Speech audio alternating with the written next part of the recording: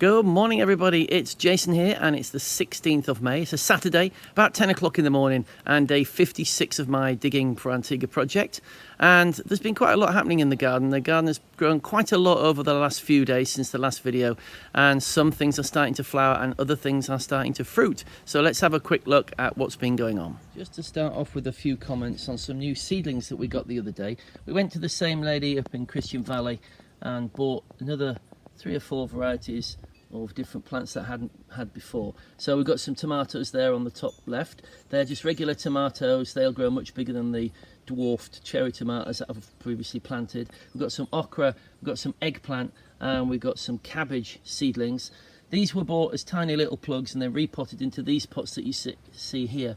And then the other day, couple of days ago now, 3-4 days ago, I planted some of those out in the garden. So let's just have a quick look. Out into the long thin bed along the boundary of the front of the house. This is not one of those seedlings, this is one of the watermelons. I just want to show you how the melons are starting to get nicely established now over the last few days. Here's one of the new tomatoes. I decided to plant them in between the cantaloupes. Hopefully it's not going to be too crowded, although I suspect it's going to be pretty crowded. So I planted 4 of those tomatoes, or 4 tomatoes interspersed in between the cantaloupes. And then over here I've planted some eggplant, some cabbage, and then what are these ones? And these are actually the eggplant. These ones here are okra, and there's some cabbages, and you can also see I've planted some new seeds here. So these are 3 different varieties of peas. Kirsty managed to get a few seeds from First Choice, I think it was. So this is, if I get the order right, this is beans, regular peas, and sugar snap peas, or mange tout as we used to call them in England. So hopefully they're going to come up. I've planted those quite densely in that area there. Nothing come up, I don't think. Yeah, I'm just looking as I take the video. I don't see anything. Here is a long view of the main plot to show you how the garden is growing pretty well. I think you'll see there's quite a dramatic difference from the last video, which is only less than a week ago. I can't remember exactly how many days, 4 or 5 days ago, something like that. And everything is growing pretty well. Last night it rained. The sun's over my right shoulder, which is why I'm pointing this way down. I think it's the better light in this direction. And it rained last night, and so I'm not planning on doing any watering today at all, which is really cool. We've had a little bit of rain, still not very much. It's still very, very dry, and even unseasonably so, even for this time of year. And so let's have a little closer look at some of these individual plants. Huge amount to see with the herb garden, although you can see the basil is doing very, very well there. And those of you that get my Facebook feed will have seen that I made some pesto the other day, and the basil has grown back even more bushy than it was when I harvested 2 cups of leaves for the pesto. Anyway, you might also notice that there's something missing from this spot here. That is the mint that was there. I had a conversation with my mum, who's a bit of an experienced gardener, and she said that the mint can tend to take over the garden. It can tend to spread under the ground, the roots go all over, it throws up suckers, and it's one of those plants that's really, really hard to contain inside a bed. In fact, I've got a lot of those. A lot of these vining plants are that way, but the mint sounded like a nightmare, so I've actually taken the mint out of there and I've put it in a couple of pots, and it's doing really well in those pots just outside the grow zone, and hopefully that will be easily contained within the pot. Can't see it climbing out the pot, it's not a triffid. And the other thing I wanted to point out in this bed is this, which is the passion fruit vine, which is growing amazingly well. I don't know if you can see it very easily, but it's got great big huge leaves, really, really healthy, really, really doing well. And we're trying to train it onto that fence. So we'll see whether we get fruit this year. Close up of the Greek salad bed with the lettuces on the edge. You can see this is growing really well. This is the best growth area in the garden so far, I think, partly because it was planted one of the earliest. Just let's go a little bit closer. You can see on these cherry tomatoes that there's lots of flowers. Hopefully it won't be too much longer before we have some fruits. Looking really, really good. Those lettuces are looking good there on the border, and these sweet peppers, I think they're green peppers, they're looking pretty good as well. They always look a bit floppy during the day as the sun really starts to beat down on them, but there's plenty of water down there, so they're not suffering from lack of water. And then these cucumbers over here are doing really, really well.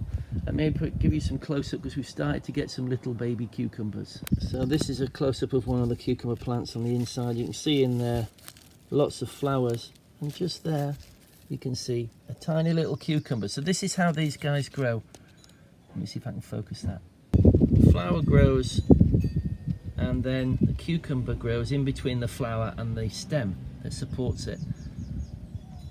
And I think all these plants that are very similar to this, like the squashes and other kinds of gourds and that, they all grow in a similar sort of fashion.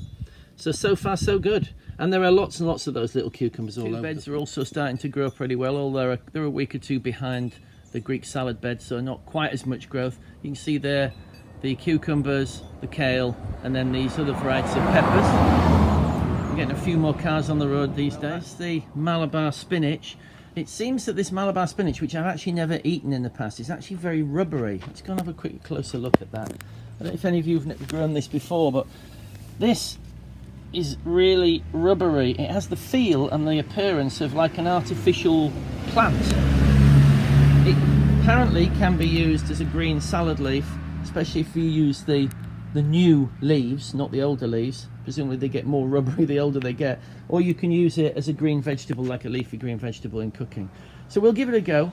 I think it's supposed to be quite, is it mucilaginous?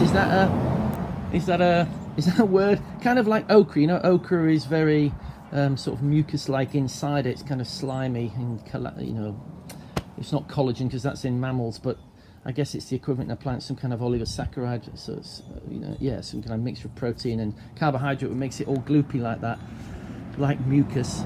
And so it doesn't sound overly palatable when you hear and read things like that, but we'll give it a go. Nothing coming up from the carrots yet.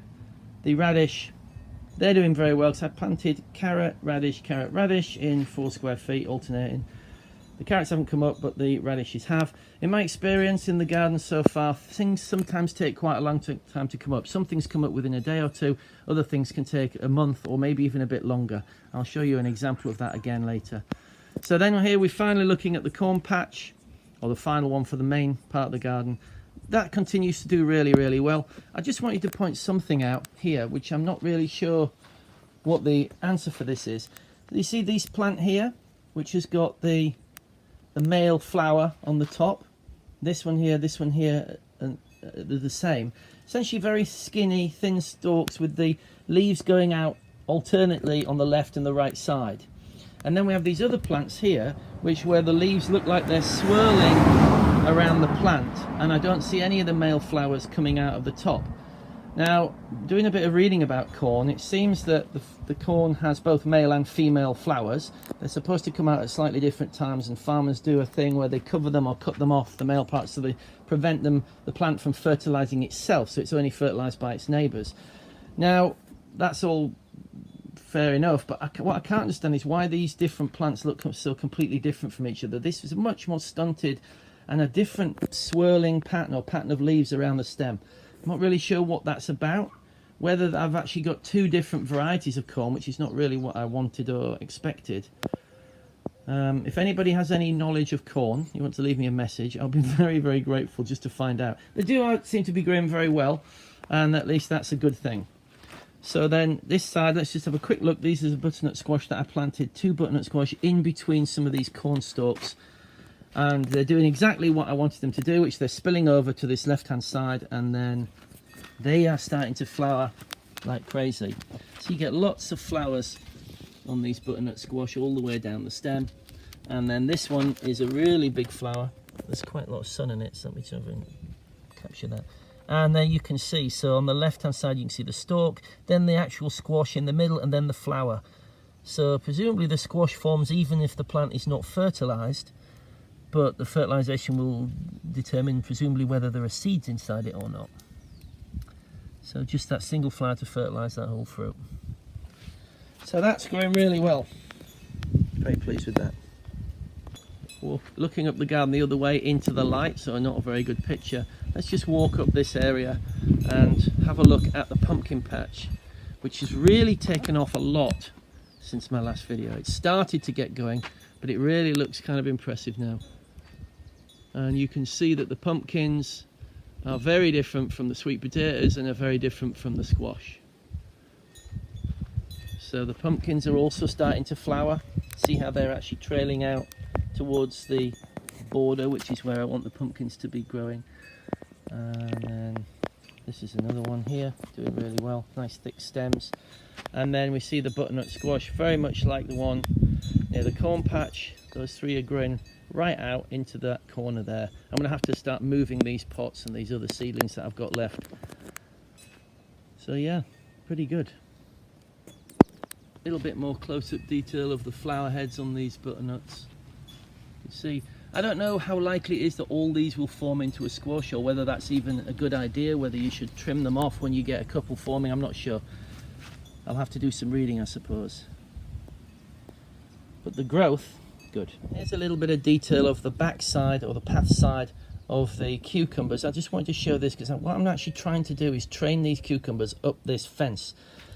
They're cooperating partly, but in other ways they're trying to grow out. So they're trying to spread out on all sides, and I just want them to go up. So the idea is to take these, and they pop up like that, and then maybe try and get them to go up there. I've been using little bits of cordage to tie them on, or try and encourage the tendrils to grip the fence.